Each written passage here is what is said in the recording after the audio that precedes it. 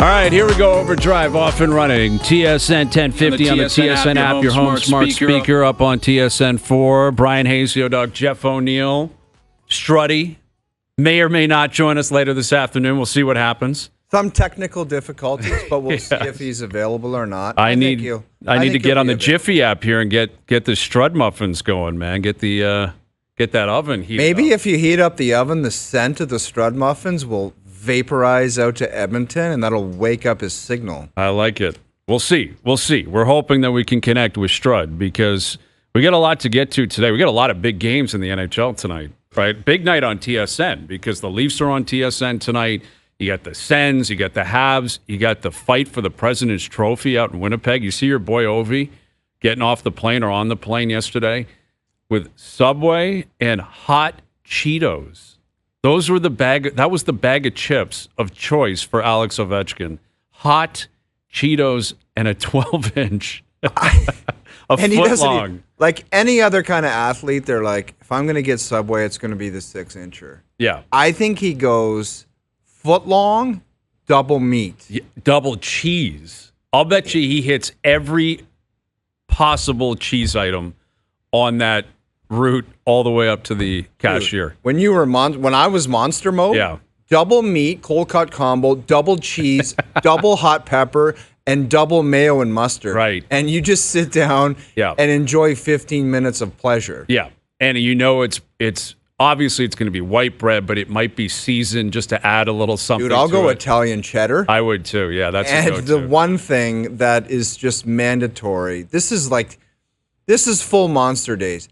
Bacon. Yes, absolutely. That's been sitting there all day just waiting. Yeah. You just say, sir, do you mind just tickling that up in the microwave for 30 seconds? Yeah, you need it. You need it desperately. There was, you know what, the move that put it over the top. Now I'm having flashbacks to back in the day when I would really get after it. There's a famous sub shop in North Toronto that if you grew up in the area, you know it. Famous spot. It's on Yonge Street. Is that where you got your chicken parms? No, not a chicken parm spot. This was pure subs, right? You get a bacon combo there. There's a lot of different options there. But they would come over the top. They had a sub sauce that no one had a clue what was in it. Like it was like an Italian dressing? Yeah, it was an Italian dressing with probably something else. Gorgeous. The sub sauce, and then if you went in there late night, you'd ask for gravy. And they would come out. They would go underneath and pull out a gravy, like a gravy boat, and just start dousing your sub. Dude, I'm sorry. I'm not for that. Oh, I am so for it. No! Yeah, you haven't lived, dude. You haven't lived. No. You get a bacon combo, like extra bacon, cheese, only sub sauce with a gravy. Oh, dude, only for a side of fry. No, I'm telling you, you need gravy in your life on a sub to put it over the top. I will bring one in for you, and I guarantee. I know you're a new man now. Dude, I can't do it. I have to get you this sub. For 10 years, we have talked about stuff we've eaten. Yes. Never once has an assorted sub with a secret gravy been doused on top ever been mentioned. It's absolutely elite. It is so lethal. It's so amazing. I haven't had it in years. I got to get there. Place called Belly Busters. I'll shout out to Bellies. It's up on Yonge Street. There's one downtown now too. I think it's starting to spread. I think so. It was only for the regulars that were like, yeah, you want to put the magic stuff on it? Yeah, it's one of those spots like you'd go in there late because it would be open until 3:00 on the weekends. So the bars would close. People would come storming in at like 2:30. There'd be 15 people in there yelling different sub orders, yelling them at people, and the guys behind they just wanted to strangle people. Because you know what it's like. You get someone coming in there 19, 20 that's buckled. It's yelling, no, I ordered this, or no, I wanted that. And if you messed up an order, you're stuck. Like once it was like lettuce, tomatoes, onions, absolutely. Once it got pushed down, if you go, oh, no, I didn't want onions, you're getting onions. And you're going to shut your yap, and you're going to pay for it, and you're going to have it, and you're going to enjoy it. But yeah, you'd go over the top at around 2:40 a.m., just a little gravy on that. And it was absolutely lethal. Dude, I'm getting it for you. One time, you got to go back into the time machine, hot take time machine, feed like you used to a couple years ago. I'll make you a deal. If there's ever a time, maybe one day we could tee it up at my golf course. Yes. and we can go to your spot and have this and then come into work. Because I need to try it. I don't think I'll like it. Like I guarantee you'll like it. The thought of it, like a little bit of mustard. Dude, you're Irish, man. Gravy is mandatory. You would have gravy with Irish like doesn't cereal. mean you walk into a place and say, "Give me a potato and a beer and French fries." Some gravy, though. You know, fries in a gravy is absolutely electric. Like, you can't beat a fry in gravy. You can't beat that.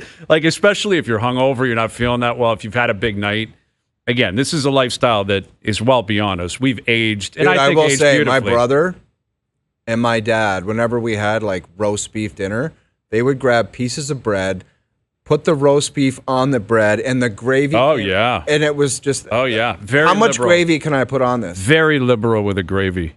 It is so mandatory. I'm just not sold. It doesn't go. It doesn't go. All right, I'll show you, man. I'm telling you. I'm going to sell you. I'm going to sell you on this, and I'm telling you, you're going to have great appreciation for it. So panel night tonight, Leafs Flyers, and this feels like this is a must-win for the Leafs. I hate to say that, and I understand it's not literally a must-win, but if you're chasing the division, and it's been a constant theme for weeks now, and it's actually making things very engaging down the stretch with 12 games to go, you have to beat Philly at home. And they've played them very well I think they're 10-1 in their last 11, Doogie was saying, against Philly. The Flyers are leaking oil. They traded pieces at the deadline. Yeah, they're done. They're done. They're over. We just went through that on Saturday in Nashville, but you got Stolarz in net tonight. You're coming off a game where you're supposed to be pissed. John Tavares said it after the game.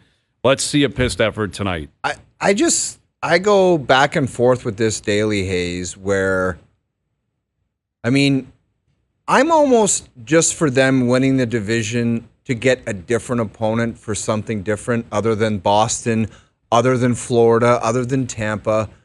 But does it really mean anything if they got, let's say, the Ottawa? Like, I've just seen them with layups in the past where it's like, bubble, here you go. Here's the Columbus Blue Jackets. There's a layup. What do? They lose it. Yeah. Here's the Montreal Canadiens, a team. You win the Canadian division, and here's a layup with the Montreal Canadiens. You get up against them, and it's 3-1, and you piss it away. So I don't know what winning the division will ultimately mean. I almost think Doesn't it's best guarantee for you them anything. to exercise the demons and be like, you know what? If we got to take down Tampa, and then we got to take down Florida, which there's no guarantee, that might be the way to play it. Like, just we have to do this the hard way, and that's maybe their only way out of it. I don't know. Like, what the hell kind of guarantee does any division win give them? Nothing. They're going to give them some hungry opponent like the Sens or the Islanders, and that would almost scare me even more. Well, listen, the psychology... Let me just end my thought. My point with them is, let's get playing your best hockey. Give yourself the best chance to win. And if that ultimately means you win the Atlantic Division, great. But I'm not day in and day out, oh, you lost that game. Oh, you're going to lose. It's going to come down to the last couple games. It might come down to their last little Florida swing, where they got Florida twice more and Tampa once, don't they? Yeah, they do. Yeah, well, those are the three most significant games. But I would say, and they probably wouldn't admit this publicly, I wonder if privately the players and the franchise look at this, though, as almost like a playoff round before the playoffs, where you are playing for something that's important. Only Max Domi has come out and said they don't care about that. Other guys have said on the record they do. Jake McCabe has said they do. Other guys have said that they do. This is something that, by all accounts, is a goal within that room. It's not the equivalent of winning playoff rounds, clearly. If they win the division, it doesn't. You're not putting a banner up, although they might. They might put a banner up. On Twitter, there'll be one. They probably would put up an Atlantic Division banner, but it's a scenario where you've got something that you're chasing, a goal in mind before you get to the playoffs. For me, I think that actually would be beneficial because for years you've had a scenario here with the Leafs where they haven't been playing for anything, and it's just been about load management and maybe this guy scores 70 and could this guy hit 100 points. I think actually having a focused goal before you even get to the playoffs, that is something that's different. That actually might spark them into a scenario where you reference the Islanders coming on hot, the Habs coming on hot. You got to get hot to catch that. Like, if you want to win the division, you got to be hot. They got 12 games left. You go 6-6, you're going to be second or third seed. But if you can go 10-2, you go 9-3, I think you kill two birds with one stone. You get in and you're hot. You feel good about yourself. From a psychology standpoint, it's not going to change what I think you're talking about. Whoever they play, they still have to prove they can beat them. I don't care if they're playing the 85 Oilers or the San Jose Sharks this year. It doesn't. They have to prove they can do it. They have to get up for it, and they have to go out there and they have to spank a team. Ideally, maybe if you win in Game 7, fine. But maybe finally put your foot down and say, we're for real and we're going to do this. They will have to cross that bridge when they get to it. But I think the idea of them possibly having that mentality and that type of ambition and that type of drive beforehand is something that it's a curve. It's something different. It's a different pathway into the playoffs. That's what I would be encouraging. That's what I would be promoting. Yeah. And I think I see what you mean. Where if they actually do or are fortunate enough to spank a team in the first round, which is allowed, you could sweep a team. Would be a first. Oh yeah. Right? It's always Game 7. Oh, I know. Game 6s. It's always some kind of Game 7 or down to the like. And let's say they did that, and Florida and Tampa beat the living hell out of each other. There's where the advantage will come in. Exactly. Okay? Exactly. You could talk me into that, but that's like perfect world type scenario, and these guys always seem to make it like not the perfect world. Well, and that's they would put them in a dogfight in a 7-game series with a team that limped into the playoffs. Right. And it would be like, this is not the way the script is supposed to be. Well, there's been a number of years where the Leafs are the only team in a Game 7. Like that in 2013, I believe they were the only team. I think it was the only series that went 7. I believe. Look that up, Doogie. But there have been a multiple times where it's like everyone else is either through or gone home, and it's the Leafs and the Bruins, Game 7, or the Leafs and the Lightning, Game 7, the Leafs and the Habs, and it's always drawn out. And again, that may still be the case regardless of who they play come playoff time. But I'd like smoke a team and rest. Yes. Like the Montreal Canadiens up 3-1, smoke them 4 straight and rest. And sit and then be ready for the opponent and send a message to the opponent. But the likelihood of that happening, that seems like an impossibility. Like that just doesn't seem like it's in the cards. And especially if they're going to play a Tampa or a Florida in the first round, you're not going to sweep that team. Like I don't see that being the case. But I do think the idea that they're chasing something here should mean something. And I think the psychology of the fan base is there was this concern that if they don't get it, and this is another, it doesn't have to filter into the room. It probably won't. Hopefully it won't. But the psychology, I think, of a lot of fans is if they don't end up in that 1 seed, let's say they stumble down the stretch and they end up in the 3 seed, it's almost like you've lost something before you even start the playoffs, which that will be triggering for a lot of fans. See, that's where I differ. I'm like, it's the same any scenario. I don't see it that way. I know at all. they're either going to pull off a miracle. Go do something different. Win a division for once. Okay, do that. Go do it. But you could also do something different, and maybe you get Tampa in the first, and you smoke them, and then you know what? You get Florida, and you smoke them. Like that's different too. Like it's just something. If you give me any of those scenarios that's different, I'll take it. Yes. Because it just seems like it's a first round 7-game series. It goes down to 7. You're going to lose 2-1. That is what. That is a cynical viewpoint that you're having. Dude, that's nightmare fuel. That is nightmare fuel. Yeah. That is nightmare fuel. And winning the division and getting a team that just got in the playoffs, they're so pumped up because they're like, we got in the playoffs. Yeah. And it's 7 games? Well, and it feels like it'll be Ottawa. Ottawa has a pretty good handle on that first wild card spot. They're in Buffalo tonight. Dude, they got a lot of home Battle games. Of Ontario. I think it'd be phenomenal. That's another thing. As much as like Tampa and Florida, okay, those are fun and they're built-in rivalries. Let them have the battle of Florida. Go have a battle of Florida. Yeah. We'll have a battle of Ontario. You stay down in your state, we'll stay in our province, and we'll meet in the middle. Yeah. Right? Well, some of them, 2 teams will meet in the second round. What's best for everyone? It would be phenomenal theater. It would be great theater. It would be a blast for 2 weeks. There'd be a lot of anxiety between here and Ottawa, tons of it. There'd be a lot of Leaf fans in Ottawa. There'd be a few Sens fans at Scotiabank Arena. It'd just be an incredible throwback. Yeah. It'd be a great way to play it out. And, as for that second wild Gary card, Roberts drop the puck in Toronto, Joe Newendike, all of it. That's the play. Bring back the legends of the 90s and 2000s. Tucker, Corson, have them walk out. All of them. Have them all walk out and drop the puck. Who would represent that in Ottawa, though, because they never won? The guy on the bench, Alfie. I guess Alfie. But Alfie never won any of those series. Dude, you could get Chris Neal out there. Yeah, but, Wade do you want to bring out Patrick Lalime and have him drop the puck? I think he comes into Toronto. Like, as harsh as that is, that's such a gutless comment. Dude, that is an ignorant comment. That's an ignorant comment. But you send Lalime an email saying, do you want to drop a puck at Scotiabank? We'll give you $100,000. We'll pay you big, big money.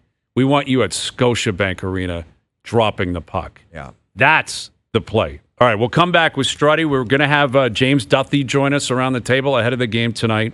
We'll get into that call. Dude. Long Island, that's Patrick Waugh. That's our cheat team. The Islanders are our cheat team, and they got screwed last night. Okay. And I'm pissed about it. I know. Pierre Engvall, he got on the game sheet last night, scored a beauty last night. Pierre leading Engvall is the on way. fire. Pierre Engvall looks like Jean Beliveau right now. He is leading the way. He's leading the charge. Patrick Waugh is not happy with the city of Toronto. I'm sure Struddy would love to hear that. Probably JD as well, right? Like James is an Ottawa guy. He probably likes hearing that from Patrick Waugh. So we'll get into that audio, get into that scene last night, tee up all the games tonight. Big one in Winnipeg with the Jets and the Capitals playing. Leafs Flyers tonight. OverDrive continues. TSN 1050 and on TSN 4. OverDrive continues, powered by FanDuel, bringing you everything from the opening line to the final score. Bryan Hayes, Doug, Jeff O'Neill, and there he is, Jason Strudwick, the late arrival. Whew. The late arrival, Guns N' Roses. Stressful. Sorry, boys. Without knowing it, my wife upgraded the internet yesterday, and she didn't tell me. And so I go to hardwire my tie line. It's not working. Like, don't come on. And it never came on. I called her. I'm like, hey, what's going on? She's like, I just changed the internet yesterday. You didn't think that's information I should know? For someone in my field doing what I do, you don't think I should know that. Yeah. Yeah. So my head's rolling all over. The boys in the back are like, can you call this guy? I'm like, I think it's on my end this time. And so my wife calmly came down and got sorted out.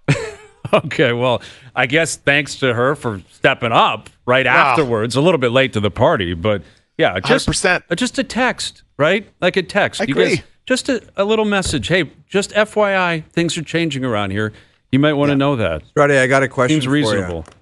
If you and Noodles were out late and you went and got a sandwich, and the guy doing the sandwich said to you, you want me to throw a little gravy on that before you lock it up and take it and sit down and eat it, what would you say? Because Hazy B told me that one of his signature moves when he was a moose is he had an agreement with the guy behind the counter, and he would put gravy on his sub, and it was like a sign of respect. That's right. Only the true monsters and regulars got it. Yeah. Would you ever sign off on that? I thought it was outrageous. Yeah, you know what? My first concern is messiness, right? That's spilling onto my shirt, right? Do you I have think a nice that polo. Anybody in this state of mind would concern themselves with messiness? If it's 2:30 in the morning, Strud, I'm not too concerned about the dry cleaning bill of the future. No, I wouldn't do it. I'm not a gravy guy. I not on sandwiches. I love it on turkey, those types of items.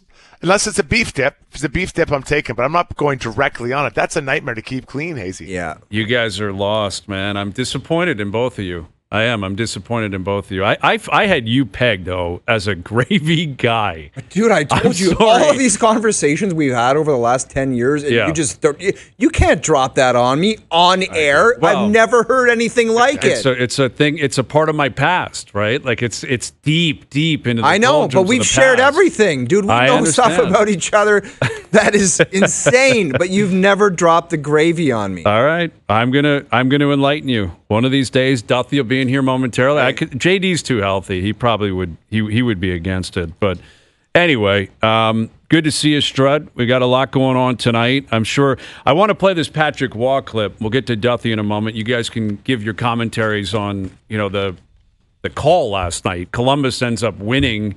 And it was a massive game between Columbus, the Islanders, like all these points on the line. We're talking about the Leafs and the Oilers and chasing home ice and winning a division. There are like 7 or 8 teams in this league fighting for their lives, like literally to get in. And the Islanders are at the forefront of this. And last night, with 10 seconds to go, there's a shot from the point. Palmieri runs into the goalie, and it's immediately waved off, which is important to point out. Like this wasn't overturned by the guys in Toronto. This was actually upheld. The ref immediately waved it off. Goalie interference. They end up going to review. The call stands, which is insane, man. I agree. I hate that we talk about this. I hate the review process. But at the same time, if I'm going to be consistent, where I don't want the review, then it would not have stood because the ref waved it off immediately. So the original call actually would have stood. The first part of the insanity is waving it off. The goaltender was out of his crease, and he almost initiated the contact. Like, it's just gone too far. What was Jerry showing the GMs down in Florida? Cartoons in their breakaway groups? I know. Like, they apparently went through this and said, this is goaltender interference. And my biggest fear is that a team that's dying to get into the playoffs, whether it be the Montreal Canadiens, the Calgary Flames, the St. Louis Blues, the Ottawa Senators, the last game of the season is going to come down to one garbage call like that. Well, that's. And I'll tell you one other thing. If that was Austin Matthews or Connor McDavid, that goal would have counted. I guarantee you $100 million. I guarantee you. I played for the Carolina Hurricanes, and not to say the Islanders, they got a great franchise. They've got their cups. But the position that they're in right now, someone's like, nah, don't go. Do you think the league's like, we got to get Columbus in? Like, Columbus isn't exactly the New York Rangers. Like, I don't think if Connor McDavid on a Saturday night, that was him that tipped that in, it would even have gotten to that position? I'm not sure. I'm telling you, that's a goal with every the home time. crowd and everything. Yeah, I hear you. Here's the problem, is that goalies cheat. And now I think they're reaching to initiate contact, because once there's contact, then it's up for debate. It's up for debate, and they cheat. Goalies cheat on everything. They cheat on their diets. They cheat on their equipment size. They cheat on like a little bit of tap there. Everything. Oh, I couldn't get set. Boom, and then the puck's in the net. I personally don't like this call. I think it should be a call. Palmieri's making an effort to stay outside the crease. There's the nudge. There's a second nudge. Goalies cheat. Oh, I couldn't get set. If you hadn't hit him, you would have hit you. So, guys, goalies they're chronic cheaters on everything in the game. Well, I would agree with that. I concur with all that. And you're right. Merzlikins sold it, and he also went the wrong way. Like, he cheats to the right, trying to cheat, and it goes down the left side. But what's amazing is one of the all-time great goalies would be Patrick Waugh, who was on the wrong side of goaltending cheating last night. And I want to play this clip because I was thinking of you, Struddy. I knew you were going to be on. I'm like, I guarantee this is how the rest of the country feels about Toronto. Like, Patrick Waugh has been dying his whole life to say this about the city. Here's what he had to say about the review process last night. Palmieri was out of the crease, and we tipped it in, and I think their goalie pushed him away at the same time. If Toronto is afraid to overturn calls made by their referee, we don't need Toronto. That's all I would want to say. That is not directed at the Toronto Maple Leafs. That is the review. I understand that, but James Duthie's in here from Ottawa, Struddy from Edmonton. The rest of the country's been dying to say that, haven't they, JD? Like, he loves saying, like, if the command center was in Montreal, there's no way he says it that way. He was dying to take a shot. Is that a Toronto guy reading a little too much? I don't think so. Sensitive. I don't think Don't you so. think? Look, if it was New York, which it used to be New York, they were out of when they made the calls, right? I Don't you believe think so. he just would have said New York? I don't know. Reacted the same I don't. way? He's in New York. He's got to be careful with that place. I don't know. But what does that even mean, though? We don't need Toronto. Yes, you do. Like, they're the ones that review it. Well, what he is just Patrick Waugh basically gonna was do? saying it was a stupid call on the ice, and then they went to Toronto to look at it, and they reaffirmed the stupidity of it. Yeah, I understand. He's saying, but- what's the point of review if they're going to screw it up on review? So, Well, do you think Columbus saw it the same? I'll bet you Columbus was like, great call. Great. Like, this is the way it always is. Half the fans and half the players and half the coaches are going to be happy, and the other half are going to hate it. That's the way it's always been. Marty Biron said something interesting last night on SportsCenter. I guess that at the GM's meetings, they showed them 64 controversial calls. Cartoons. They were watching And cartoons. 62, they agreed with the call that the NHL made, which is the NHL's way of puffing out its chest and say we get this right most of the time. But that would not be one of the 62. I think if there's no way all the GMs would have looked at that and said they got it right. I don't think so. And Pierre LeBrun told us yesterday that he kind of challenges that based on who he's speaking with. Because you're right, the NHL is trying to portray this element of unity and everyone sees it the same way. And there's absolutely no subjectivity on a call like this. But it's 100% subjective. And it sucks because the Islanders, they're a plucky team. Like, they're fighting for their lives, man. And they lost a point last night to a team that's right behind them.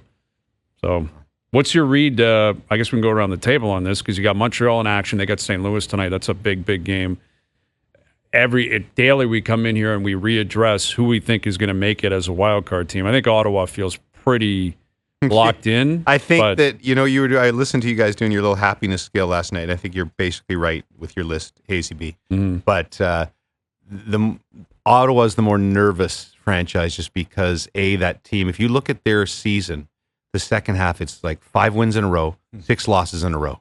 6 wins in a row, 6 losses in a row. So they're one more of those streaks from being right back on the cusp. Don't So you think they're over that though when they see the finish line and they're yeah, like, guys, let's I know. close It's the just deal. when it's been like 8 years, I think you have some scars. I think they're definitely going to get there, but there'll probably be one more little rocky road along the way where they drop 3 in a row and Yeah. suddenly it's 2 points up. Yeah. I think it's But what going a to be great Ottawa, experience. Montreal. It's I great hope for so. them though, like that having every minute count, every shift count. That's exactly what this team needs, right? And whether it's new guy Dylan Cousins, all the guys that have been there. Wrong, Struddy. Wrong. It's okay. We talked about it, and you were fixing your internet. It's okay to smoke a team in the first round. It's okay to cruise to the playoffs. Not everything has to be stressful in a learning lesson. Start But I think you need spanking that. teams. That's okay too. That's a I great think- learning lesson for the positive. But then you're not in that moment. Like I believe you grow through adversity as a player and as a team. So Don't you I think there's that- been enough adversity in Ottawa, Struddy? But you earn it. Then you earn your right to get in the playoffs. But you have to have that feeling of knowing that when it's 3-2 with 1 minute left, and you need to protect this 1-goal lead, that we can do it. If it's 5-1, 5-1, 5-1, then you get to the last game and you lose it because you didn't have that experience. I think this is exactly what this team needs. I think they need nail biter right down to the end because they'll grow more as a team no matter how they do in the playoffs. Okay, so how does that apply to chasing the President's Trophy? Because we got a big one in Winnipeg tonight. Jets, Cabs. One of these two teams is going to win it. They're both in different either conferences. of them really want to win it? The I President's- would. Why would you not want to win that? Because something all bad happens to the President But Trophy. that's stupid. But I agree Dude, with it you. is stupid. Hockey players are like that, and they probably don't. That's the whole thing about the whole not touching the trophy when you win the East or the West division. If you look statistically, historically, it's literally 50% you win if you touch it, 50% you win if you don't touch it, which is exactly what math is. There's no curse if you touch the trophy. When's yet the they last won't team to do it. win a cup winning the President? The New York Rangers? 2013, I think it was the Blackhawks. And So, 13 or so 15. be the next one. Yeah, exactly. Go get it. Go chase it. I disagree. So you don't want to win you're telling me these two teams tonight are saying you take it. We don't want it tonight. Like, why would you not want, the accomplishment of being the best team in the regular season? I know it's not the equivalent of the playoffs, but it's still worthy of something. You've dragged your fans on this ride this whole time. Plus, then you're guaranteed home ice advantage. Maybe you play them in the Cup final. Maybe everything plays out. Listen to a great former defenseman. Struddy, explain why it doesn't matter. Yeah, because to be honest, it's nothing. You have nothing to show for it. So I think what it's more about is beating another really good team. That's what I'd be worried about. I'm not worried about getting the 2 points to win the President's Trophy. I think that's the message from the coach and the players. Say, hey, let's beat this team so they know we're better than them. I don't care about the President's Trophy because at the end of the day, how many people say 2004 President's Trophy I was gonna winner ask you that. Have you guys James Duthie? Have you guys ever said that? Have you guys Duthie? ever won one? Your Struddy's never won a President's Trophy, right? Drugs, dude. No, I mean, Does it's right anybody, after the you know Spangler how Cup. everybody Spangler gets Cup the guy. little mini Stanley Cups when you win the Stanley Cup? Does I have a anybody mini Eastern Conference trophy. Does That's anybody all have I a got. present? Does That's anybody pretty get cool. little mini They President's should. trophies? They should. If you didn't if you hadn't won anything else in your career, would you get a little mini President's Trophy that you'd have on your shelf behind you in your home office? I mean, it would be something to show people when they come to the basement. Like the Hall of Fame I would game MVP? When I retired and I realized that I've won nothing, I would make my own. Say, this is what you get for Nothing. winning the President's Trophy. Why don't you take pride in that? I would. Yeah, it's an accomplishment. Yeah. It's an 82 game season. Yes, we're more obsessed with the Stanley Cup. Do you not playoffs, agree, clearly. though, that more bad happens to the President's But it's Trophy? total. That's Dude, a it's fluke, not, man. dude. That has It's not. nothing to do with the President's Who Trophy. won it last year? The Rangers. The Rangers. They got spanked by Florida. Still, Good they made job. it to a conference final. You don't think Winnipeg and Washington? I think both teams would sign off on that right now. A That's a conference loser's mentality, I'll admit. But I think if you're in a private moment, you go to the Winnipeg Jets or Washington. You answer this, Duthie, and I guarantee you, you lose Game 7 conference final. Would you take it right now? No. You wouldn't take it? That means No. you're guaranteed. No you won chance. 2 rounds. You won 2 rounds, and you got to. But they Game both 7. think they're going to win the Stanley Cup. Do they? Yeah. Do you think they both really think they're going to win They the do. Stanley Cup? Well, when you have the record that they both do, of course you think you Give have me a great President's chance to win. Trophy and a Game 7 See what he loss in does, the man? conference He final. comes up with the That dumbest was- stuff on earth.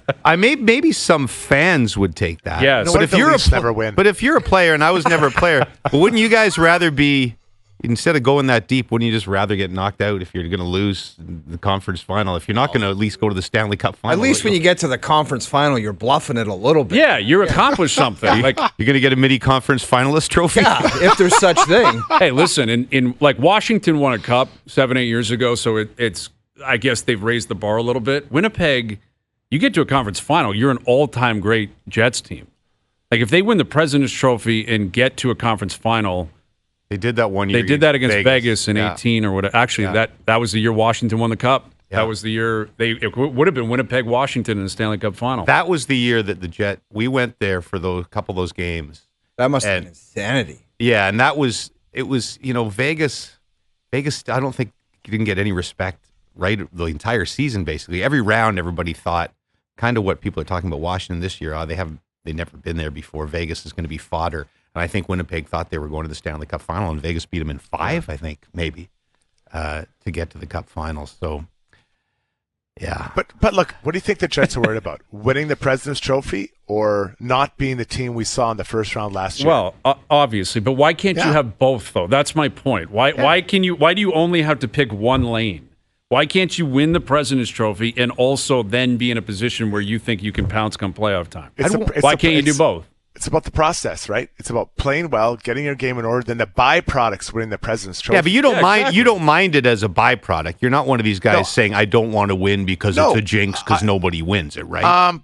I mean, it's probably not. But I'd rather go into the playoffs playing well and be a 6th seed rather than having the President's Trophy and not have faced adversity like we saw like Boston a couple of years ago. Boston got. Great regular season, didn't do anything. You need to have adversity, I believe. That's how you grow as a team and being hardened, ready for the battle. So, based on that logic, you're saying you think it would be better for Winnipeg to lose the rest of the regular season games so that they face some sort of adversity and they play Colorado in the first round? But no, I think what are we talking about here? I think when they close their eyes, I'm guessing they're worried about the first round because of what happened last year. And so would agree with that. Trophy or no President's Trophy, it doesn't matter. They have to make sure their game's in order. And as a team and as a player, you know when your game's in order. There's no, you know when you're playing well, and you know when you're bluffing and winning games you should lose, or vice versa. But that's what I think Winnipeg's focused on. So if they win it because of a byproduct, yeah, that's great. But if their game's slipping heading to the playoffs and they get that first game, how do you think they're emotionally they feel, even though they have their little President's Trophy shooter glass behind them in their stall? Yeah, that's valid. I hear what you're saying. I just think you can accomplish both.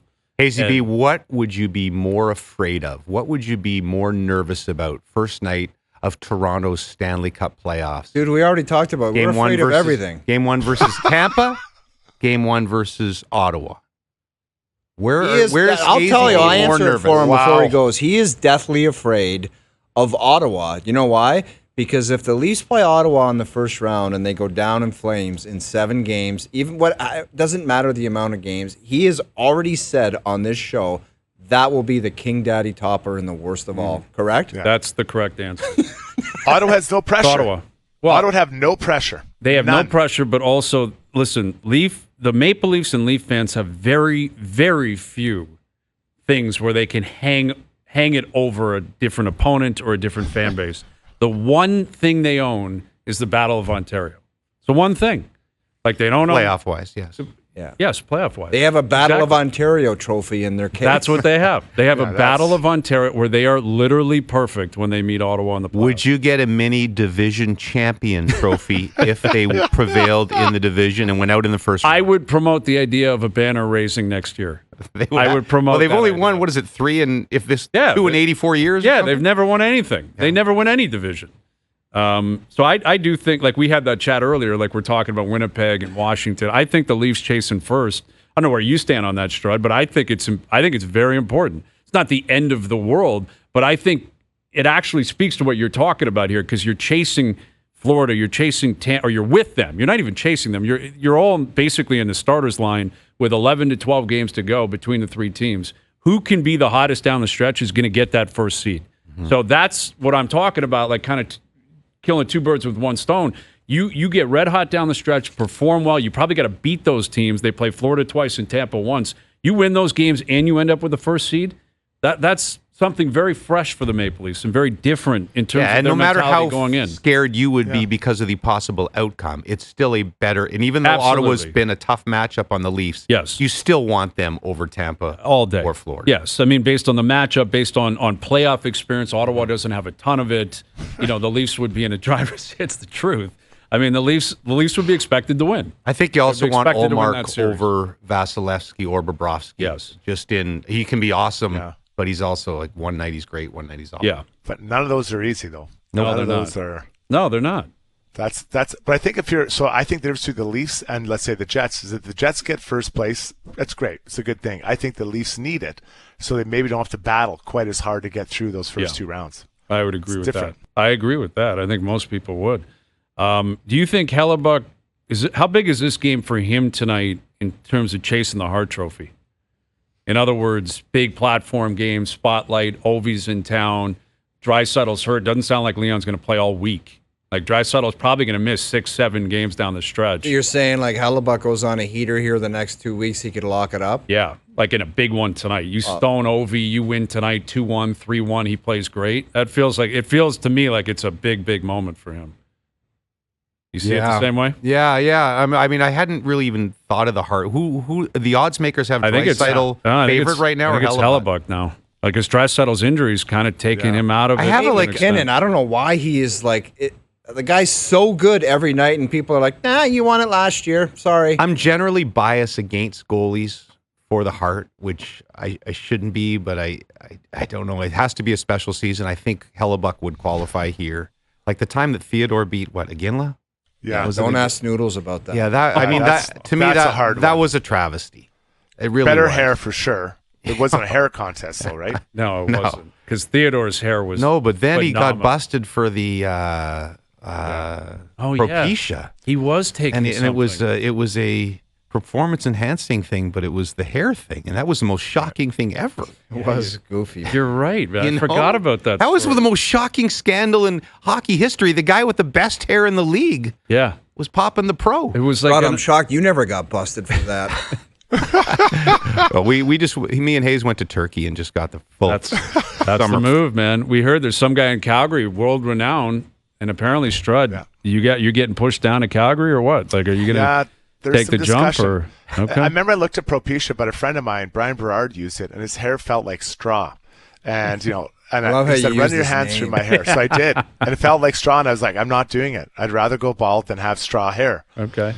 So I don't know, but there's some talk about going down to Calgary. I've heard he's really good. I had a friend do it, and this guy is like at a 6 at best. It took him to about a 7.5. He looks so good. That's big, man. A point and a Big half. jump. Point and a Big half jump. in your 40s or 50s. Yeah. That's massive, man. Freddie, they could sponsor your pod. It could be a whole thing. Everything. Well, might be a good investment for both of us, right? But Or I it don't think could, I wear that. or it could sink both businesses. Like, you go to this You guy. show up on your pod with a straight line across your forehead, and it's just all out of whack. You're a mess. Well, there were some read- guys who played in your generation who did the transplants when transplants were first a thing, Sure. but then didn't follow up on them. And they had the old line across with nothing behind. Dude, I'm not going to it's- name names here, but there was a few that were classic. It's a wild There- scene. There wasn't much behind enemy lines, if you know what I'm saying. Like it was like That reminds me, I knew a guy, a buddy of mine in college that took steroids and he didn't go to the gym. So he was just he was taking roids and not doing anything. So what happens to your body? Not good things. Like it was really unhealthy. Load up, don't you? He was so bloated and a mess. So we're talking like you mean he wasn't even working out at home? No, he wasn't doing anything. What happens to Well, your body? he started, like, he had this big plan. He's like, I'm getting in shape and I'm going to start taking roids and I'm going to start doing it. And he got on this program and he was so lazy. He He just, just never, took the roids. he just took the roids.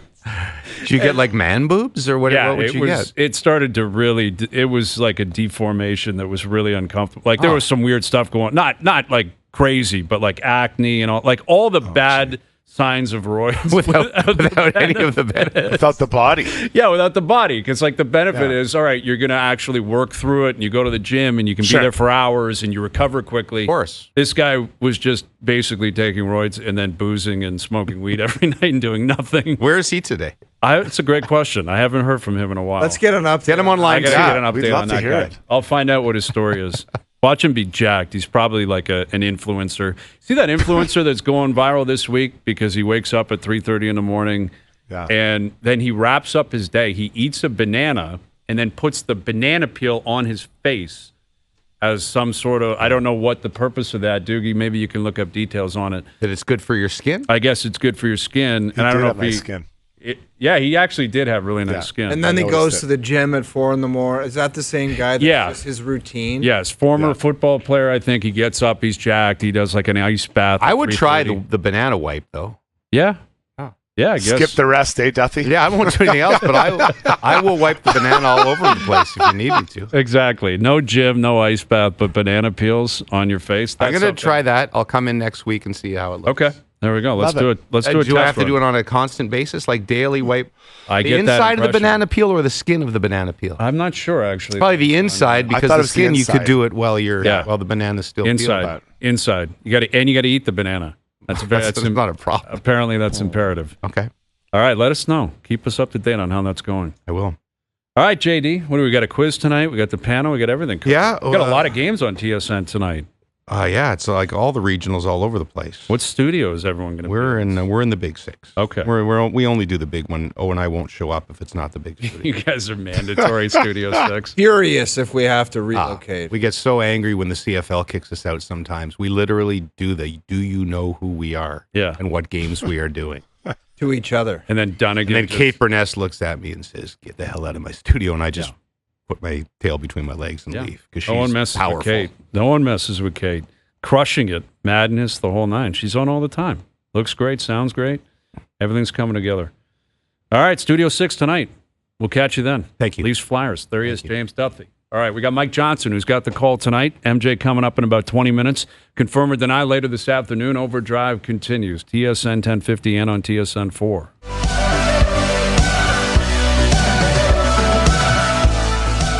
Paul Hollingsworth, a.k.a. Hollywood. This is insane. He thinks he knows steroid guy. Dude, He might. This was in Halifax. yeah, he's from out east. Yes. And he goes, "Oh, dog, I'm listening, and I swear I know steroid guy." And I wanted to write back and say, Hollywood, there are so many guys that have possibly tried this. And he goes, Sure. I'm telling you, I know who this guy is. Okay. Well, I mean, listen, we're going back like 20 years now. Like Yeah. Was he in good shape before? Hollywood, No, horrible shape. DM Awful. Hayes and see if you're talking about Yeah, the same guy. because I know I'm looking at this guy on the couch, so lazy, not doing anything. Because his thought was, like it would boost his energy, right? Like you get out in front of it, you start doing it, and then you. Dude, I know what that guy. He had no idea what he did. No research. idea. He just said, "I'm None. going to take roids and Yeah. I'm going to be in shape. in I'm going to 2 get weeks." jacked. Yeah, because like you guys were athletes, so like you were in shape and you were living a different life. You got to understand, like when you're in university or college, like there are days that will pass where you're going to school, you're doing other stuff, but you get into these like it's the kind of dog days of the school year too, right? And you're drinking and you're doing all this different stuff, and then you come up with these ideas. You're like, I'm going to change my life. I'm going to do this. And Right. this guy, that was the plan. It was probably one night, 4 a.m. Guy was whatever, and he's like, you know what I'm doing? I'm ordering this right now, and I'm going to get out in front of this, and I'm going to start going to the gym every day, and I've got my routine. And then he started, and he did nothing. And it was like, and guys were asking, they're like, are you going to start going to the gym? Like, what's your story, man? Like, you can't just do roids and not follow through. And Like you would He didn't think he follow would through. just do something like jog on roids. Even a push-up, like 10 push-ups a Right. day. Like right, do you know, something at home, right? Like prison anything. rules if you have to. Like get up, do 100 sit-ups, 100 push-ups, a couple of squats. At least you can say, all right, I'm halfway there. I Sure. started to turn over a new leaf. But no, that wasn't the case. All right, so we got Mike Johnson in about 10 minutes. Chris Knobloch on the show at 6 o'clock talking about the Oilers. They're off, obviously, today, but in action tomorrow. Doesn't sound great for Leon or Connor, right, Strud? I don't know what you're hearing, but I'm Yeah. not sure they're going to play this week. Yeah, that's what he said. So nothing this week. So, it's interesting. It's kind of a time for other guys that don't get the ice time to step up. And, selfishly, I remember when a top D-man got hurt, I was, hey, man, I feel bad for you. Then I gave it a little pumpernickels as I was on the way into the dressing room because that meant I get to play a little bit more, right? And Nuge, Skinner, Henrique, all these guys are now playing, quite a bit more, and they kind of get that offensive mojo back. Yeah, I think it could be a real kind of blessing in disguise, like Right. moving McDavid. When Or when they rest return, for those guys alone. exactly, shut them Yeah, down, get for some sure. rest. When they come back, they're going to play right where they're supposed to play, and they're going to be great come playoff time. But to your point, get other guys boosted up, get For some sure. confidence going, and it started really well over the weekend. Nugent Hopkins with a hat trick, and kind of everything's moving in the right direction for Edmonton right now. Chris Knobloch coming up later this afternoon. Confirm or deny still to come as well. Overdrive continues. TSN 1050 and on the TSN app.